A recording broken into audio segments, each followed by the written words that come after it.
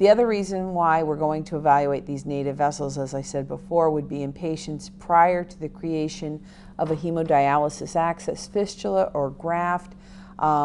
In general, we're still going to do the radial and the ulnar arteries, but we're going to add a brachial artery evaluation.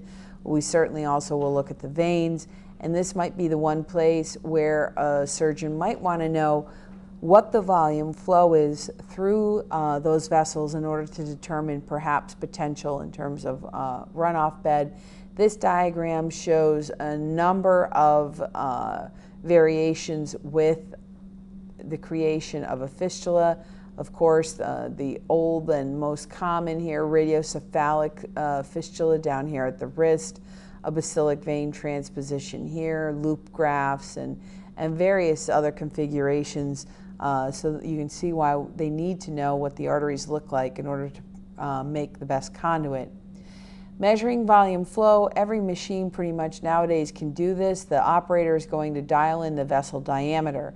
The machine calculates the radius, obviously as half the diameter, and then measures the area of that vessel as the radius squared times pi. Then what we also do is dial in a series of some calipers to obtain the mean velocity over a series of cardiac cycles, and you can see this aqua line drawn through here, which is actually the mean velocity occurring here. So we've measured the area of the tube, we know the mean velocity of the tube, multiply those two together, and we can get volume flow through that particular artery. Well, after we've created a fistula, we can run into problems in the upper extremity. Certainly one of the most common is a pseudoaneurysm. It's going to have the classic appearance as any pseudoaneurysm with this swirling of color in two directions. We may not only have a pseudoaneurysm, but we may get an arteriovenous fistula, which is shown here between the brachial artery and brachial vein, following a brachial artery catheterization for a coronary cath. And we can see also, in addition to the fistula, this small pseudoaneurysm present as well. If we're being asked to evaluate a hemodialysis access graft, and we start out and we are looking at the brachial artery, we see this kind of pattern, which is high resistance, we know that there's a problem already. This should be our flag to say, well, this is actually a good brachial artery Doppler signal, but it's not a good signal in a patient with a fistula. In a patient with a fistula, we need a low resistance signal because that fistula is created, and we should have lots of diastolic flow. So if you start out here, we're probably dealing with somebody with a thrombosed fistula. The other complication that can occur in fistulas is arterial steal, and it's really important in these patients to know your orientation and be careful of how you're positioned, and make sure that you have everything set correctly.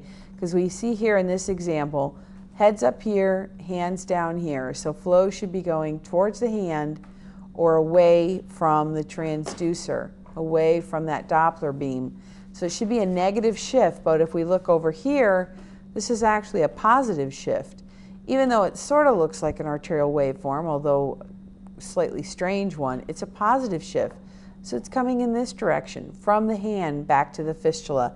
And that's a patient that needs that kind of problem addressed.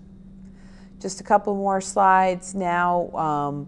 This is a patient with Berger's disease. Completely and almost all of them are associated with heavy cigarette smoking. They get this digital ischemia and cyanosis. Here we have a radiograph showing, an angiogram I should say, showing thoracic outlet compression with a normal subclavian artery at rest. The arm is moved into a certain position and we get compression of the subclavian artery.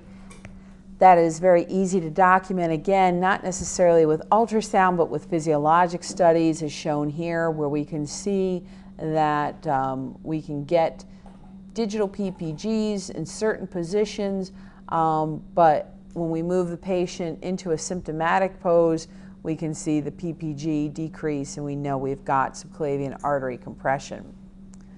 Raynaud's testing, again, another type of digital problem. We see the PVR cuff here, PPG sensor here. We can measure pressure. We can get PPG waveforms. This peaked pulse is extremely characteristic of patients with Raynaud's.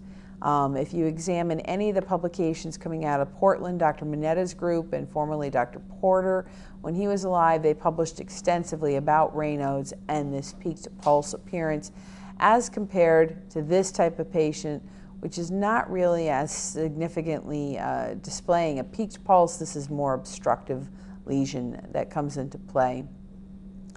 In this last case, an example is a patient who used the palm of their hand to repeatedly hit something together. What they were doing, we don't know, but again, over time, in that repeated trauma to the palm of their hand, they actually created an ulnar artery aneurysm, and we can see the aneurysm here and the thrombus within the aneurysm, reduced flow lumen on color.